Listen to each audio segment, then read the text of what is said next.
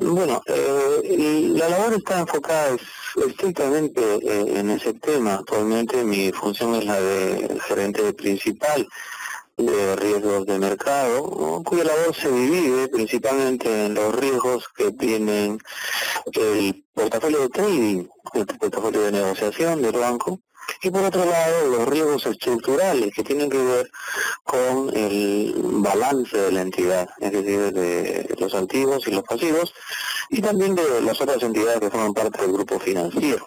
Yo estoy involucrado directamente con el tema que vamos a tratar y lo vengo trabajando desde hace algunos buenos años, como ya has mencionado, porque es un tema emergente en el caso peruano y también en Latinoamérica. ¿Qué relación has encontrado en el ámbito académico y en el ámbito profesional en este tema de gestión de activos y pasivos? Qué bueno que lo preguntas, Paola, porque realmente hay una conexión muy directa entre el valor que se puede aportar a las instituciones, como lo hago ahora como gerente principal de riesgo de mercado en una entidad grande, digamos, como Scotiabank, la tercera en el Perú. Y por otro lado, hay un valor que también se puede aportar desde la academia. Es decir, tratando de compartir las experiencias en desarrollar estos esquemas de gestión de riesgos con otros profesionales que también están interesados en el tema. Y este interés creo que es un interés genuino de crecimiento que viene siendo avalado al mismo tiempo por iniciativas legislativas de los supervisores bancarios, por ejemplo, pero también de los controladores gubernamentales, la Contraloría General de la República del Perú, por ejemplo, y también por las buenas prácticas en los mercados de valores. Es decir, estas tres entidades, en simultáneo casi, y debemos decirlo francamente, después de la crisis con mayor énfasis, estas tres entidades han robustecido sus exigencias en materia de gestión de riesgos a las instituciones a las cuales supervisan. Por ejemplo, la Superintendencia de Banca y Seguros en el Perú ha establecido la obligatoriedad de tener un marco de gestión de riesgos para todas las entidades financieras bajo su supervisión. Y lo mismo ha sucedido con la Contraloría General de la República del Perú, que ha robustecido ese marco de control interno y exige que todas las entidades públicas desarrollen un esquema de gestión integral de riesgos de forma estándar internacional. Si te das cuenta, con eso tenemos un buen número de empresas que ya están involucradas con el tema de gestión de riesgos en general. Y por otro lado, el mercado de valores también exige implícitamente que las entidades suscriban principios de buen gobierno corporativo, dentro de los cuales está la gestión de riesgos como un puntal principal. De manera que la gestión de riesgos, tanto en el área financiera en la cual yo me desempeño, como en otros sectores con los cuales también tengo que lidiar en las clases, son oportunidades excelentes para crear valor para estas entidades a través de sus representantes que asisten a estas sesiones. Por otro lado, también en el gremio bancario pues, hemos podido constituir un comité especializado en materia de riesgos de mercado que tiene que ver con la gestión de activos y pasivos, en la cual hacemos un análisis y proponemos constructivamente aportes para la legislación local en materia de riesgos de mercado y liquidez. Creo que se complementan de manera muy favorable ambos ámbitos, tanto el de la academia como el desempeño en el sector financiero. Perfecto, Luis. Bueno, nos estabas comentando también que consideras que la crisis financiera que hubo en años pasados fue el principal motor para que este tema, específicamente el que estamos tratando el día de hoy, gestión de activos y pasivos, empezara a trabajarse. ¿En qué medida, por ejemplo, en los países de Latinoamérica has visto que efectivamente se ha hecho un avance en el control y en la gestión de los riesgos? Bien, es una pregunta bastante amplia porque la diversidad de entidades financieras es también amplia. Sin embargo, déjame decirte que en la medida en que puedo interactuar con profesionales de otros países en la banca y fuera de la banca, puedo darme una idea de este diagnóstico. Aparte de los diagnósticos que algunas entidades especializadas también proveen periódicamente sobre la situación de la gestión de riesgos en las entidades financieras y no financieras. Hace poco también estuve en Miami compartiendo con algunos profesionales de banca estas iniciativas de acuerdos de Basilea que están relacionados con la gestión financiera en general y en particular con Basilea 3, que exige algunos requerimientos de liquidez mucho mayores que los que existen antes y por otro lado un capital adicional para soportar riesgos que han sido evidenciados en la crisis reciente del año 2008-2009. Entonces, con esta visión, podemos decir que el avance de la banca en general hacia robustecer su governance de activos y pasivos, es decir, de la visión de sus riesgos estructurales, es muy grande, es un avance muy grande. Pero también veo que este avance ha sido concentrado principalmente en las entidades más grandes. Allí está la concentración. Las entidades medianas también están en el proceso de incorporar en sus esquemas de gestión una visión de riesgos estructurales. Y esto no solamente implica establecer indicadores de medición de los riesgos a los que está expuesto el balance, tanto desde el punto de vista del mercado, riesgo de interés, riesgo de precio, riesgo de liquidez, sino también en el robustecer las estructuras de gobierno para que estos indicadores puedan ser usados de forma sistemática en la dirección de las empresas y informar y dar el conocimiento necesario a los directivos, estoy hablando del directorio, para que la gestión que ellos realizan pues, esté bastante involucrada con estos indicadores y estos conocimientos sobre gestión de riesgo de activo y pasivo. Entonces, nos queda todavía el trabajo más fuerte, que es uno en el que también queremos colaborar bastante, que es el de promover en las entidades más pequeñas tanto los conocimientos en sus equipos de trabajo como el awareness en los equipos directivos sobre la gestión de riesgos en entidades financieras. En los tres niveles creo que hay un trabajo por hacer. En los de más grandes es consolidar las nuevas normas, en los medianos es consolidar las normas que ya vienen implantando y en las más pequeñas darles un mínimo de conocimiento a los equipos de trabajo para que puedan llevar adelante la carga regulatoria de una manera más cómoda y más eficiente y útil para la gestión, ¿no? Perfecto, Luis, muchísimas gracias. Quisiera, ya nos has estado comentando acerca del concepto de la gestión de activos y pasivos, pero quisiera que nos ayudaras a puntualizar un poco más de qué se trata este tipo de gestión. Claro que sí. Creo que es importante aclararlo para llegar al acuerdo de la definición y sobre lo que vamos a tratar en esta exposición. La gestión de activos y pasivos es un concepto bastante antiguo relacionado con el manejo de las masas de los fondeos o los depósitos que tiene una entidad financiera orientados a la distribución en la forma de préstamos. Toda institución financiera tiene como modelo de negocio el tomar dinero de los depositantes o de las entidades financieras que les puedan prestar o a través de emisiones de instrumentos financieros para luego colocarlos en préstamos que pueden estar a corto plazo, mediano plazo o largo plazo, distribuidos en segmentos diferentes como segmentos de personas de diferente nivel de patrimonio y también en empresas de diferente tamaño y actividad. Pues este juego entre el activo y el pasivo es lo que genera el negocio del banco. Con la dinámica de depósitos y préstamos, el banco va generando el margen financiero que al final es la fuente de su crecimiento. Y por tanto, la columna vertebral de la gestión de un banco, del manejo de un banco, es el manejo de las masas de pasivo, de depósitos y de deuda, y las masas de activo en la forma de préstamos. Estas masas al mismo tiempo tienen diferentes tasas que son variables en el tiempo.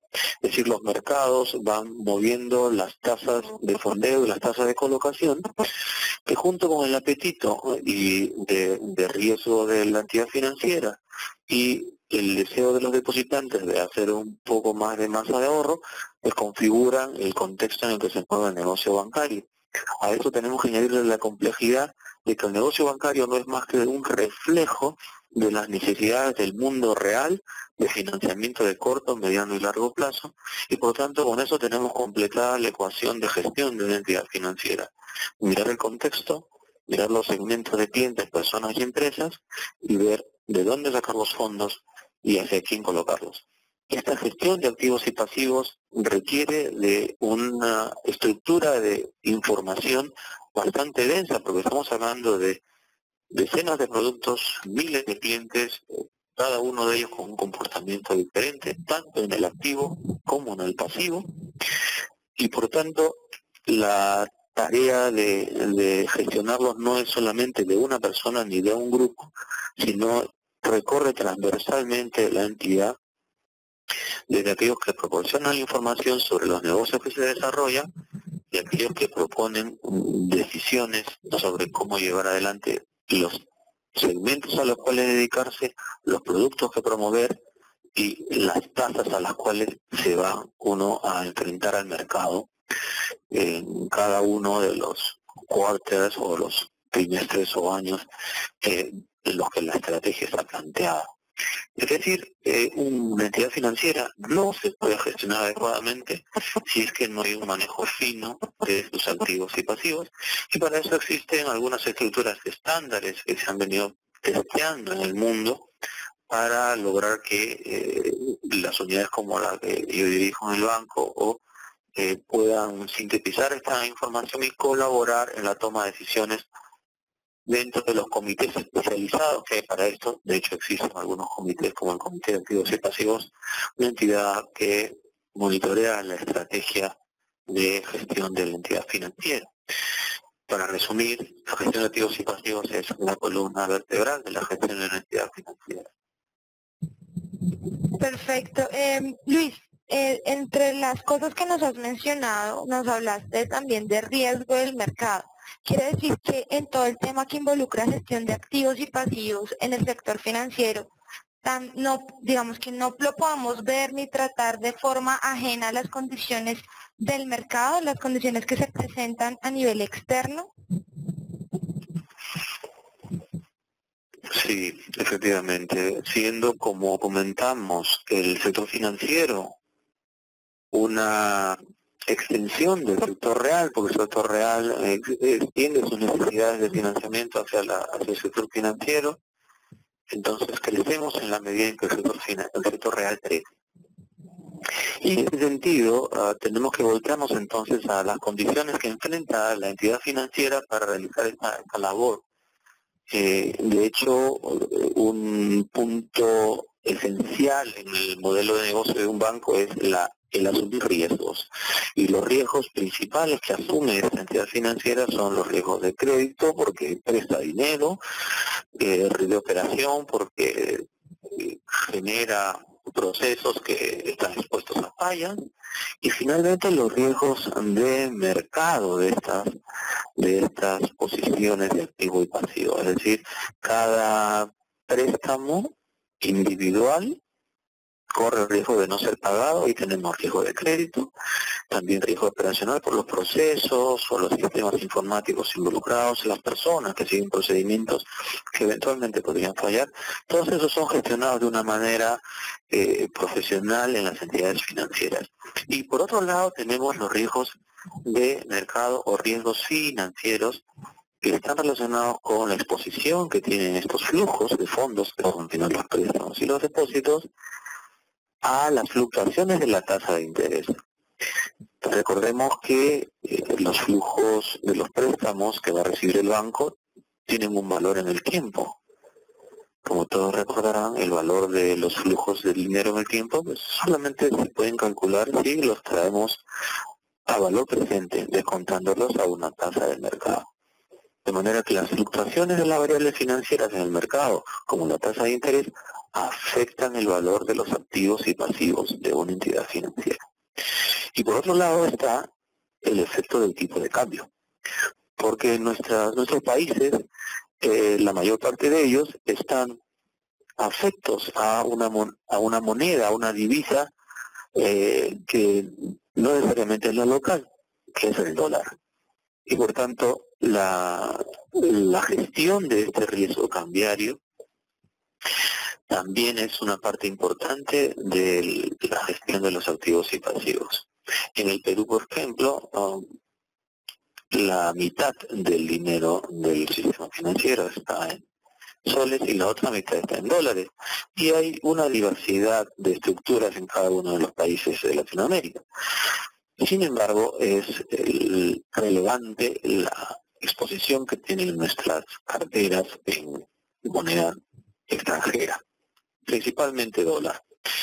Y por eso es que la gestión de activos y pasivos tiene que ver con los riesgos de tasa de interés principalmente, de liquidez en segundo lugar y de cambio en tercer lugar. Y en este sentido, los movimientos del mercado, de los mercados en los que se negocian los factores de riesgo, es decir, los productos de monedas, los flujos bancarios, los flujos de préstamos, esos movimientos en el mercado van a afectar directamente el margen financiero de la entidad financiera y van a ser un reto constante, diario, de gestión para la dirección de un banco. Bueno, Luis, ¿por qué crees que es importante entonces que la institución bancaria tenga una estructura para hacer esta gestión de activos y pasivos? La estructura es muy importante. Es decir, que la función esté asignada a un equipo de trabajo que sea robusto para poder enfrentar estos riesgos que sistemáticamente enfrenta la entidad financiera en su objetivo de generar un margen y de promover a través de sus préstamos el desarrollo de las empresas en un país. Siendo este el punto de partida, es decir, la misión de un banco es concentrar los fondos de aquellos excedentarios y trasladarlos hacia los empresarios que requieren financiamiento para corto y mediano plazo. Siendo ese el punto de partida, la responsabilidad de la alta dirección es asegurar que las fluctuaciones de los mercados, que como vemos son bastante grandes y los mercados pueden llegar a ser muy volátiles, a pesar de esa volatilidad, el banco pueda seguir brindando sus servicios de manera eficiente y segura, porque tiene la responsabilidad de manejar los depósitos de miles de personas que han puesto en el banco la tranquilidad y la seguridad que ellos requieren. Y por tanto, la función de gestión de riesgos en general, te hablo de crédito operacional y de mercado, es una responsabilidad muy grande que debe ser asignada a un equipo de personas especializado. De ahí la necesidad de capacitarse de manera permanente en los temas de gestión de riesgos. Por otro lado, y de manera más específica, ya la gestión de activos y pasivos se enfoca principalmente en los riesgos de mercado y de liquidez, tasa de interés, tipo de cambio y liquidez. Y también debemos recordar aquí que la historia nos dice que el riesgo de liquidez es uno de los más fulminantes que hay para una entidad financiera, porque tiene impacto no solamente en las estructuras del balance, sino en la reputación de una entidad y en el sistema mismo, en el sistema financiero. De manera que cuando una entidad empieza a tener problemas de crédito porque la mora o los impagos empiezan a aumentar, tiene un tiempo para adecuar sus procesos y mejorar ese problema de riesgo de crédito. Lo mismo en riesgo operacional. Las entidades toman medidas enfocadas en los distintos riesgos operacionales a los que se exponen: riesgo de fraude, riesgo de eventos de desastre, incendios, asaltos, ese tipo de riesgos, y por tanto hay una gestión permanente de esos riesgos. Sin embargo, cuando estamos enfrentando el riesgo de liquidez, el impacto puede ser fulminante. Si un banco empieza a tener problemas de liquidez y eso es percibido en el mercado, lo más probable es que también empiece a enfrentar problemas de crédito, y si es que todavía tiene acceso al crédito, muy probablemente también tenga problemas de margen, porque se le suben las tasas de interés cuando él pide prestado o fondos. Por tanto, los efectos multiplicadores negativos de una situación de liquidez en un banco son desastrosas. Y es por eso que es necesario tener un monitoreo muy cercano dentro de la gestión de activos y pasivos de los escenarios de liquidez probables y de las capacidades que tiene la entidad financiera para enfrentarlos, tanto en situaciones normales como en situaciones extremas.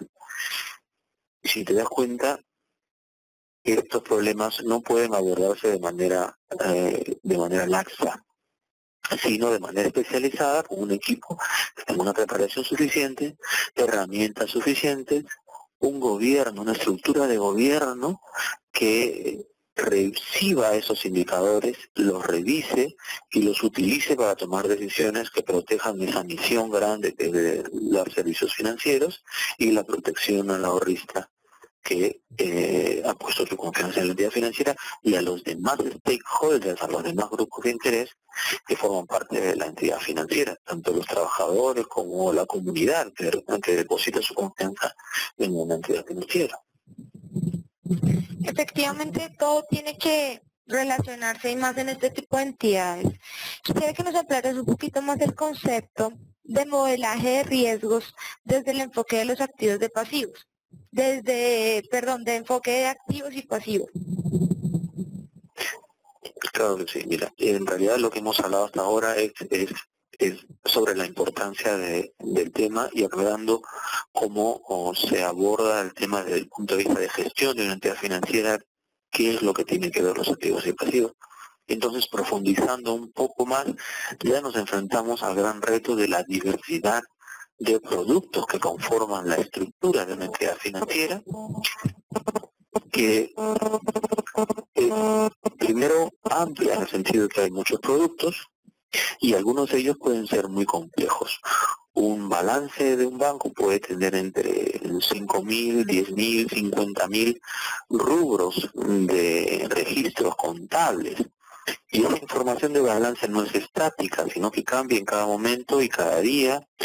Y además tenemos que tomar decisiones no solamente sobre la situación actual, sino sobre las situaciones venideras en el siguiente mes, en el siguiente trimestre, tomando en consideración la dinámica de las variables que influyen en estos portafolios, en este activo y en este pasivo, de préstamos y de depósitos.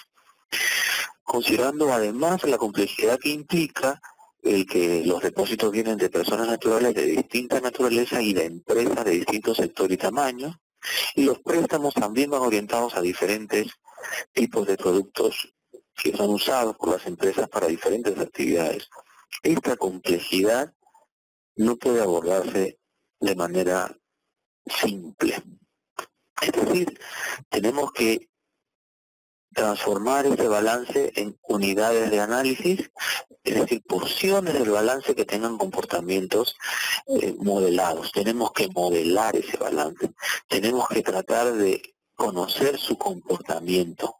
Y una forma simple, pero a la vez sistemática, técnica, de abordar este reto es modelando las diferentes porciones del balance. Entonces, nos enfrentamos al reto permanente como unidad de gestión de riesgos de mercado, específicamente los riesgos de activo y pasivo, riesgos estructurales, nos enfrentamos al reto permanente de conocer en detalle cada una de las líneas de este activo y cada una de las líneas de este pasivo.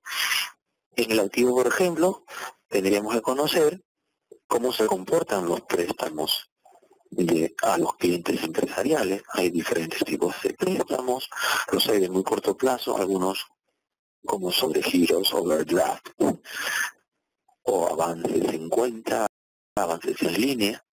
Hay otros que son préstamos de capital de trabajo de muy corto plazo. Hay préstamos un poco más complejos de 3 años para financiamiento de equipos o de computadoras o de equipos de oficina. Hay préstamos más largos para proyectos de inversión o maquinaria. Hay incluso préstamos que tienen un soporte hipotecario. Y por otro lado, también para las personas hay diferentes tipos de préstamos. Cada uno de ellos va a tener un comportamiento en principio regulado por un contrato que va a fijar la forma como esos flujos van a devolverse al banco. Esa es la parte simple. Sin embargo, tenemos que ser conscientes de que al mismo tiempo existen otros mecanismos para que el cliente los prepague. Ya tenemos ahí un elemento dinámico incierto. No sabemos cuándo el cliente va a prepagar. Y por otro lado, también tenemos una serie de flujos nuevos de préstamos que también van a influir sobre el margen financiero y sobre los riesgos que enfrenta el balance hacia el futuro, solamente en el pasivo. Entonces, me he demorado 50 segundos en señalar de forma muy gruesa las variantes que enfrenta el modelaje de los rubros del activo. Y por otro lado, tenemos el modelaje de los rubros del pasivo. Tenemos depósitos de corto plazo, como cuentas corrientes o cuentas a la vista. Tenemos cuentas de ahorro de diferentes segmentos de personas. Tenemos cuentas de depósito a plazo, a diferentes plazos en diferentes monedas. Luego tenemos depósitos para compensación de tiempo de servicios en el Perú. Tenemos una cuenta que es un poco de un plazo mayor. Y tenemos también deuda o adeudos, es decir, deudas de entidades financieras que también le prestan a los bancos, y finalmente emisiones de instrumentos como bonos, y por último el capital. Con esto quiero decir que otros 50 segundos le he dedicado a dar una visión gruesa de la complejidad del pasivo, y cada una de estas partes del pasivo tiene que ser modelada. Una forma muy sencilla es simplemente fijarnos en los contratos para ver cómo va a darse el flujo de regreso de esos fondos, y otra forma un poco más técnica es modelarlos. Entonces el modelaje existe tanto por el lado del pasivo como por el lado del activo. Es más complejo aún si entendemos que las cuentas de ahorro y las cuentas vistas no tienen fechas de vencimiento contractuales, es decir, no sabemos cuándo se va a ir ese dinero, y por tanto tenemos que apelar a la historia o a ciertos modelos para poder estimar ese movimiento, esa dinámica de los fondos de vista y ahorro, tanto para generar indicadores de riesgos de interés, es decir, en qué momento las tasas de interés que se pagan por esos depósitos pueden subir o bajar, como para conocer los flujos de liquidez, es decir, en qué momento esos dineros pueden salir de mi banco y por lo tanto exponerme a que yo tenga que ir al mercado a tomar fondos quizás a una tasa más alta y enfrentar escenarios de liquidez. Con eso quiero dar una visión de que el modelar, es decir, conocer el comportamiento de manera estilizada, tanto de los rubros del activo como de los rubros del pasivo, es mandatorio para la gestión de riesgos.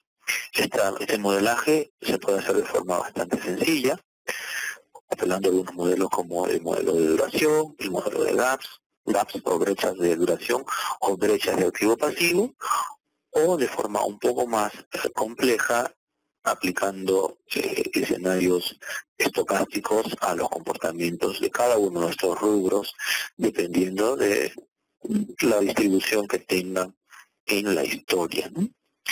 tanto en escenarios normales como en escenarios de estrés. Entonces, hay un campo muy retador de trabajo, de modelaje en estos rubros del balance que son pieza importante en la gestión de la entidad financiera.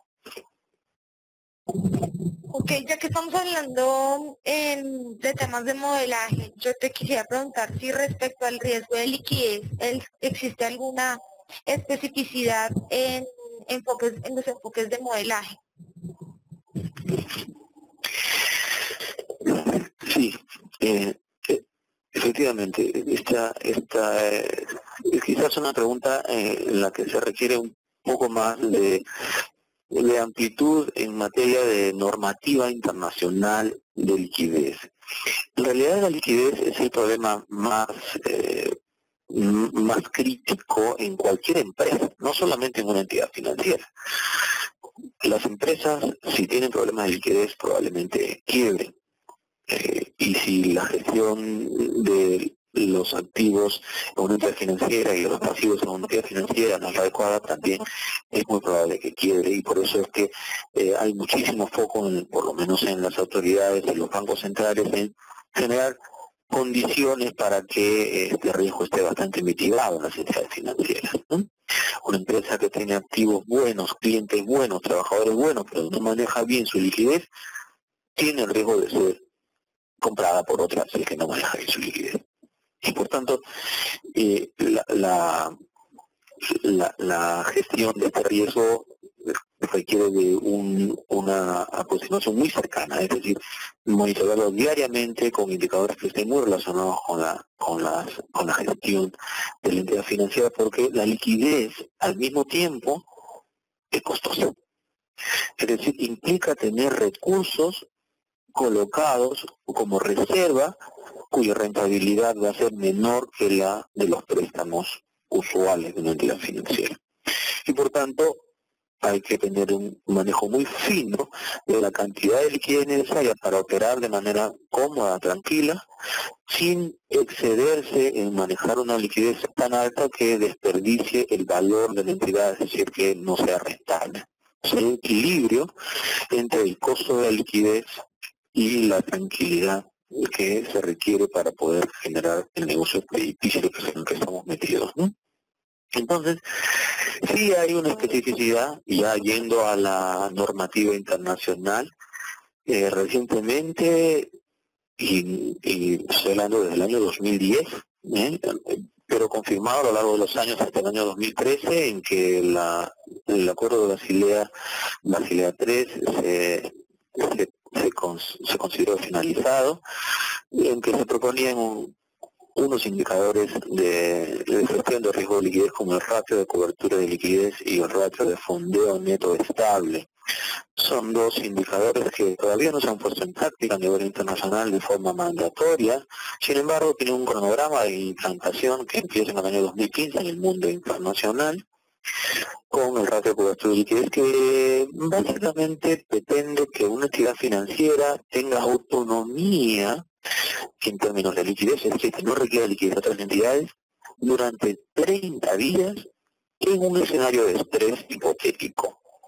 Con eso, los reguladores internacionales pretenden evitar el riesgo que fue evidente en la crisis del año 2008, en que las entidades financieras que enfrentaban un problema de liquidez querían pagarle a sus clientes, devolverle alguno de esos depósitos, no lo podían hacer, y cuando volteaban a otra entidad para que les prestase dinero, no tenían crédito, no tenían línea de crédito.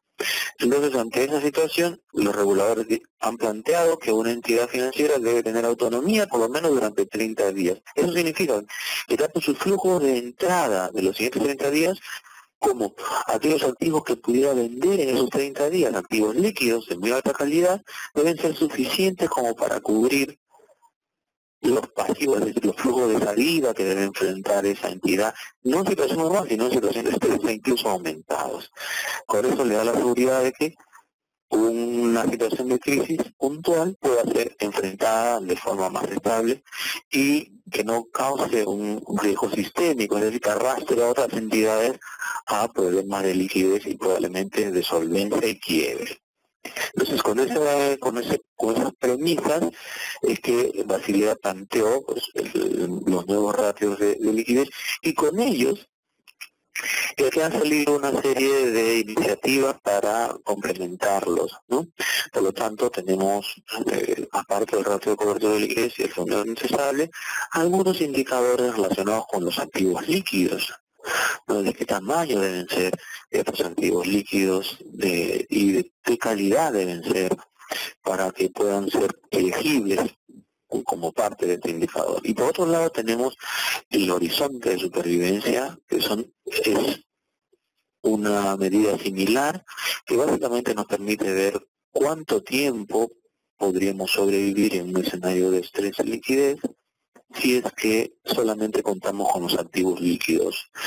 Y todos estos indicadores pueden ser modelados de manera estática o de manera dinámica, es decir, en base a la historia o los flujos que ya tenemos, o en base a flujos hipotéticos que pueden generarse para el futuro, ¿no?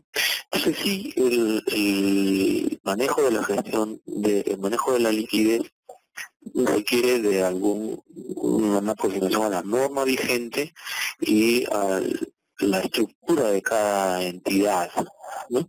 Sin embargo, esta norma internacional ha sido aplicada ya en el Perú. En el Perú ya empezó esto a funcionar desde diciembre de 2013, de manera que diariamente estamos enfrentando la gestión de este indicador de ratio de cobertura de liquidez, que es bastante exigente en el Perú y que es bastante prudencial. Exige que por lo menos el nivel de este indicador de ratio de cobertura de liquidez sea 80%, es decir, que el 80% de los flujos de salida estén cubiertos por flujos de entrada o por activos líquidos. En el mundo este cronograma todavía no empieza, y empezará en el año 2015 con 60%, luego irá paulatinamente creciendo de 10% en 10%, 70, 80, 90 y 100% en el año 2019.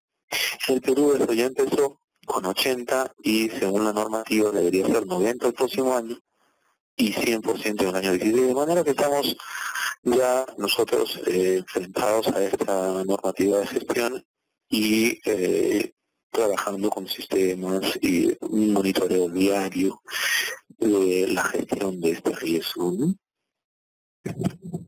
Muy bien, Luis. En relación también a los modelos, quisiera que nos comentaras un poco más acerca de la información base para alimentar estos modelos. Esta es otra parte que es muy retadora. Fíjense que solamente enfoquémonos en dos tipos de riesgos. Los riesgos de tasa de interés y los riesgos de liquidez, que son los más importantes dentro de la gestión del riesgo de activos y pasivos. La información es la clave para una buena toma de decisiones en general. Cuando la información puede ser modelada, lo que hacemos es simplificar los datos y simplificar los comportamientos de estos datos que vienen de productos o segmentos para tomar decisiones adecuadas. Por tanto, la información es crítica para los modelos y crítica para las decisiones. Las decisiones usualmente se basan en modelos. La alta dirección de las entidades financieras valora mucho la síntesis que se le puede dar, y por supuesto la síntesis tiene que partir de un análisis adecuado, y todo análisis adecuado tiene detrás de sí un modelo robusto. No quiero decir complicado, quiero decir robusto.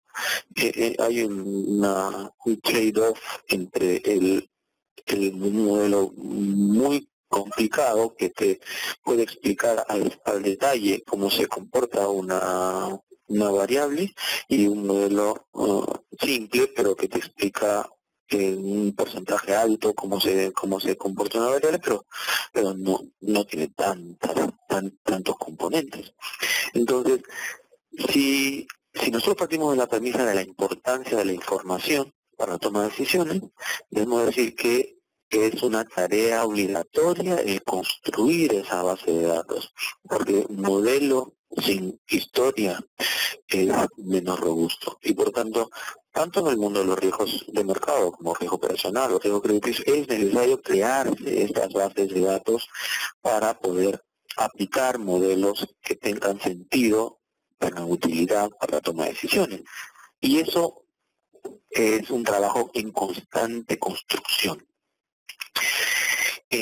Las unidades de riesgos en general pues, deben trabajar en ello bastante, por ejemplo, en materia de liquidez. Los datos internos de la empresa, de las estructuras del fondeo, vista, ahorro, plazo, deuda, son importantes para poder entender su dinámica, cómo se mueven en la historia y cómo se mueven frente a las variables económicas. Entonces hay una combinación de datos internos y datos externos. Es necesario tener esas series de datos. Y cuando hablamos de datos internos, no solamente hablamos de los datos del pasivo, segmentados por tipo de fondeo, por tipo de cliente, por tipo de moneda, sino también hablamos de segmentar el activo, porque el activo también tiene un comportamiento en relación con la liquidez. Sobre todo algunos productos como los productos hipotecarios que suelen tener un ratio de prepago muy especial relacionado con las tasas de interés en el mercado. Entonces, si nosotros no somos capaces de construir una serie histórica que nos permita modelar de manera muy sencilla el comportamiento de estos productos, nuestras decisiones van a ser menos precisas o tienen un mayor riesgo de ser equivocadas. Y por tanto, siempre que existe ese riesgo, tenemos que tener un plan B o un plan de contingencia para poder ir afinando el monitoreo de estas variables y por tanto afinando la toma de decisiones. Eso solamente en el riesgo de liquidez. Pero también tenemos en el riesgo de interés el cálculo o la medición de cuáles son los impactos de los movimientos en el mercado sobre los portafolios que mantenemos en el banco. Son dos frentes cuya historia y cuyos modelos tenemos que manejar de manera combinada. Es decir, conocer cómo se comporta nuestro balance en la historia, modelarlo, conocer cómo se comportan las variables externas a la entidad financiera, datos como el crecimiento, como la tasa de interés, el tipo de cambio, el empleo, el crecimiento del crédito, el crecimiento de los sectores productivos específicos, el ingreso, y por otro lado, modelos que combinen ambas variables o ambos tipos de variables externas y externas. Ese es el reto de obtener información y mantenerla para modelar. Y luego, por supuesto, tenemos que hacer una validación del modelo, porque en el tiempo, un modelo que nos sirvió hace 5 años puede que requiera un ajuste o una calibración en el futuro, y ya hay ciertas exigencias de que estos modelos tienen que ser validados de forma permanente, no por quien los usa, sino por una parte tercera independiente. Es un reto también muy importante el de crear información base para estos modelos. Paula. Claro que sí, Luis.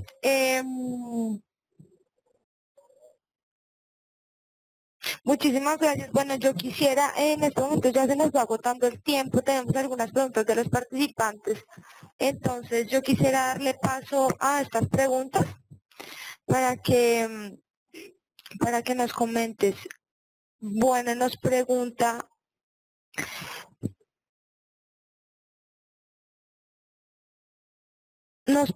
Patricia Álvaro. ¿Cuál es el mayor desafío en el caso de una institución microfinanciera en la gestión de activos y pasivos en comparación a un banco? Gracias a Patricia por su pregunta, porque es uno de los aspectos de la gestión de activos y pasivos que más retos tiene actualmente la gestión de las entidades financieras más pequeñas y las que enfrentan diversidad de préstamos muy pequeños para muchísimos deudores. La diferencia más importante es la relevancia de los riesgos.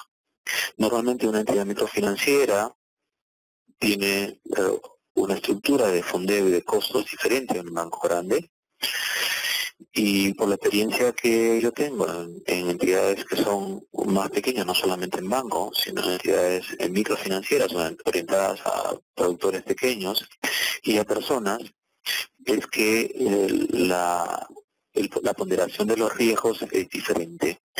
En una entidad financiera grande, el riesgo de liquidez suele estar mitigado con una cartera importante de activos líquidos que le permite afrontar cualquier fluctuación en sus niveles de liquidez. En cambio, en una entidad financiera pequeña, el riesgo de liquidez es un riesgo muy alto y la gestión de estos niveles de liquidez recae principalmente en la dirección financiera o en la tesorería de estas entidades. Y por tanto, si queremos hacer un paralelo en términos de riesgos, la gestión de activos y pasivos, en el caso de riesgos de interés, en una entidad financiera micro, es menor en términos generales. Digo, ahora voy a pasar a hacer un poco más de detalle. Y el riesgo de liquidez es mayor. En el caso de una entidad financiera grande, el riesgo de liquidez está mitigado y como presta a largo plazo, tiene una estructura de activo de plazos más largos y una estructura de pasivo no contractual, es decir, vista y ahorro de plazos más cortos, se enfrenta con mucho más énfasis al riesgo de interés en el caso de una banca múltiple o de un banco grande. Por otro lado, tenemos los otros riesgos, por supuesto. Tenemos riesgos operacionales que son, yo diría, de forma paralela o semejante en ambas entidades, y tenemos los riesgos crediticios que están muy dispersos y acotados en el mundo de la banca grande y que están concentrados en la banca microfinanciera en sectores de empresas de tamaño pequeño. Entonces, cuando tenemos empresas de tamaño pequeño, tenemos que tener 1000 empresas para lograr un volumen que en un banco grande se logra con 1 o 2 empresas. Y eso hace que el riesgo operacional sea mucho más alto. El costo unitario de gestión de riesgo es mayor en una entidad microfinanciera. Y por tanto, ya estamos diciendo dos cosas. Desde el punto de vista de gestión de activos y pasivos, el riesgo de liquidez se vuelve más relevante. Y desde el punto de vista de riesgo operacional, también se vuelve más importante. Y por último tenemos el riesgo crediticio, que ya va fuera de los riesgos de activo y pasivo, pero también es parte de los riesgos relevantes de una entidad financiera. Crece la importancia de la gestión del riesgo de crédito, dado que se entiende que las entidades, las unidades de negocio, las empresas a quienes prestamos más pequeñas, son más vulnerables a las fluctuaciones de las variables económicas. Entonces, como todos sabemos, los países emergentes están atravesando ahora por periodos de desaceleración económica, y entonces es necesario afinar los mecanismos de gestión del riesgo crediticio. Para resumirte, Patricia, la gestión de riesgos en una entidad financiera debe enfocarse principalmente en manejar, en primer lugar, con mucha responsabilidad su liquidez. Luego viene el riesgo de interés, que normalmente es más pequeño porque los plazos de préstamo son más cortos. Y por otro lado está el riesgo operacional y el riesgo de crediticio, que se ve incrementados por la gran cantidad de clientes que manejan y los mecanismos de aumento del costo unitario de gestión de estos riesgos. Bueno, tenemos otra pregunta del señor Pedro. ¿Qué nivel de importancia tiene el uso de software especializado en riesgo para empresas grandes, pequeñas y para realizar análisis a todo el mercado o algo específico? En este caso sería aplicado a lo que nos has estado contando de gestión de activos y pasivos. ¿Qué importancia tiene el uso del software especializado en riesgo para este tema puntual? Paola, perdóname, ¿me puedes repetir la última parte? ¿Qué importancia tiene el uso de software especializado en riesgo para empresas grandes, pequeñas, digamos, en análisis de todo el mercado o en algo específico? Yo creo que sea algo específico que podríamos puntualizar en la pregunta es para el tema que nos has venido comentando y es de la gestión de activos y pasivos. Bien, gracias por la pregunta, Pedro. Voy a ponerle una frase muy sencilla. El software es cada vez más necesario. El software lo que permite es un proceso de análisis más robusto y por lo tanto un proceso de síntesis para la toma de decisiones más confiable. No quita esto que sean todavía útiles y bastante flexibles las herramientas de acceso a bases de datos personales como el Access, el SQL o el Excel. Son herramientas muy versátiles y muy flexibles y por tanto bastante útiles para análisis puntuales o generación de información específica sobre algún tema en los cuales no haya un software sistemático que genere análisis, reportes y proyecciones. Y por tanto, en general, la informática ha avanzado bastante como para que los costos de desarrollo se reduzcan y estén al alcance tanto de las entidades financieras grandes como de entidades financieras pequeñas. Voy a enfocar en los tres niveles que me ha pedido Pedro. Me ha pedido que le diga en las entidades financieras grandes, en las medianas y en las pequeñas.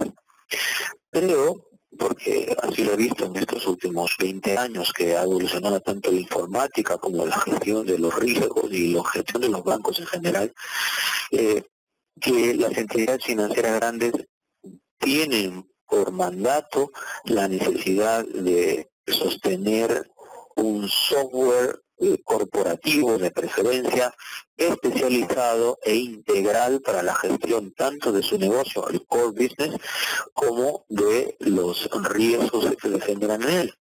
De manera que han surgido una serie de iniciativas de empresas de software para poder gestionar los riesgos del mercado, los riesgos de liquidez, los riesgos operacionales, los riesgos de crédito. Eso ya es una realidad ahora en la banca grande y continúa el proceso de especializar el software para ser usado en la gestión de la banca.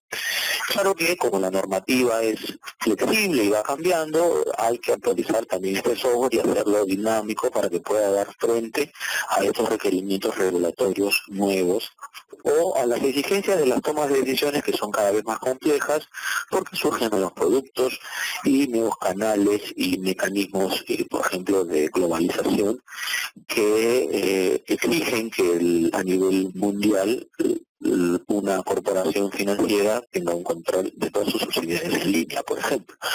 Entonces, esto es dinámico. A nivel más pequeño, sí creo que la toma de decisiones es lo relevante y que una entidad financiera mediana debe tener acceso a un software mínimo de análisis y manejo de diferentes negocios, y sobre esa plataforma, el core system, el sistema central, pues añadirle, en la medida de sus necesidades, interfaces que le permitan realizar análisis sobre los diferentes riesgos que gestionan. Y hablo de los riesgos principales como crédito, mercado y operacional.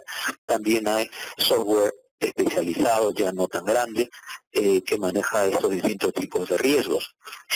Y finalmente están las entidades financieras más pequeñas. Aquí hay un reto muy importante, porque los tamaños de los negocios de entidades financieras más pequeñas no son suficientemente grandes como para generar un margen financiero que permita financiar dentro de su presupuesto software individual, el software que puede ser utilizado para el análisis. Sin embargo, también hay iniciativas en las entidades que proveen software para hacer ya no aplicaciones individualizadas, es decir, donde uno tiene un servidor con un software que me pertenece a mí y ahí está mi base de datos, sino que ahora ya hay mecanismos de gestión de reportes, por ejemplo, como un servicio. Usted tiene que generar reportes, pues le generan a usted los reportes que usted quiere y usted tiene un contrato de servicio con esa entidad que le genera los reportes. Eso por un lado para la generación de reportes. De manera que el costo individual de generación de reportes se reduce. Y por otro lado está el uso de la nube para sistematizar los mecanismos de monitoreo de variables, tanto de carteras crediticias, o de carteras de mercado, o incluso indicadores de riesgo operacional, en la nube, para que no los tenga usted en un laboratorio o un centro de cómputo de su entidad, sino los tiene usted en una nube. Y claro que esa nube está siendo compartido el espacio informático con otras entidades, pero todos están separados de manera informática también. Aquí enfrentamos también con una cuestión de costumbres. Las entidades financieras suelen tener una preferencia por tener la base de datos en su servidor, en su computadora, en su institución, y por tanto hay todavía cierta rigidez para pasar a estos mecanismos de flexibilidad informática para el manejo de la información y la gestión de riesgos. Esto quiere decir que en un futuro va a ser un estándar y sobre todo que permite la reducción de los costos unitarios de manejo de esta información. También recordemos que la gestión de riesgos es un concepto que va cobrando fuerza desde hace unos 10 o 15 años y que se fortalece con las crisis más recientes. Y por tanto, la importancia de este análisis y del soporte que da este análisis a las decisiones de gestión es cada vez mayor. No ha llegado todavía a su mejor nivel, pero es cada vez mayor, tanto en entidades grandes como en entidades medianas y pequeñas. Y por tanto, Pedro, creo, la persona que nos preguntó, el uso de software es cada vez más importante y cada vez es menos el uso de herramientas aisladas como el Excel. En el caso del manejo de riesgos de liquidez, por ejemplo, se manejan muchísimas cuentas y por lo tanto ese proceso de análisis de las cuentas tiene que realizarse en un software que soporte ese volumen de información. Y por otro lado están los desarrollos internos, es decir, la posibilidad de que internamente se genere la información fuente para que ese software pueda analizar los comportamientos de los diferentes rubros del balance. Entonces hay una combinación entre las necesidades de hardware, que pueden ser reemplazadas por un hardware as a service, la necesidad de extracción de información que tiene que provenir de la propia entidad, y luego los mecanismos de análisis de estos datos que puede hacerse en un software especializado que maneje una diversidad de modelos. En realidad todo eso está ahora en camino y en transformación. Espero haber podido darle una idea de Pedro de la necesidad del software como parte importante del análisis de riesgos. Claro que sí, muchas gracias, Luis. Bueno, a todos nuestros asistentes les vamos comentando que el tiempo se nos acabó. La idea es que ustedes nos envíen sus preguntas vía correo electrónico para que ustedes, por favor, puedan remitirlas a nuestro conferencista.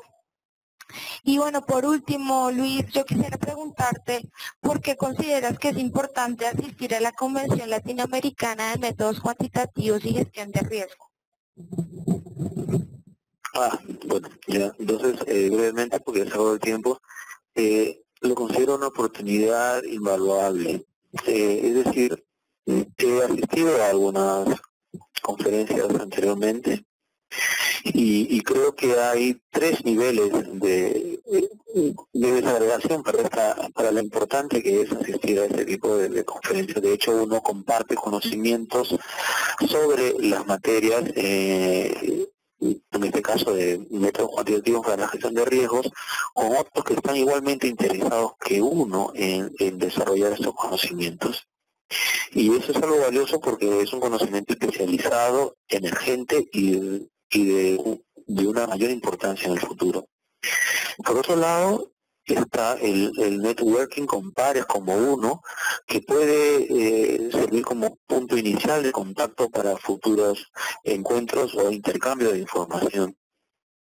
Y finalmente está la facilidad que nos brinda en los organizadores para entrar en contacto con los expositores y continuar profundizando en los temas que se debaten allí.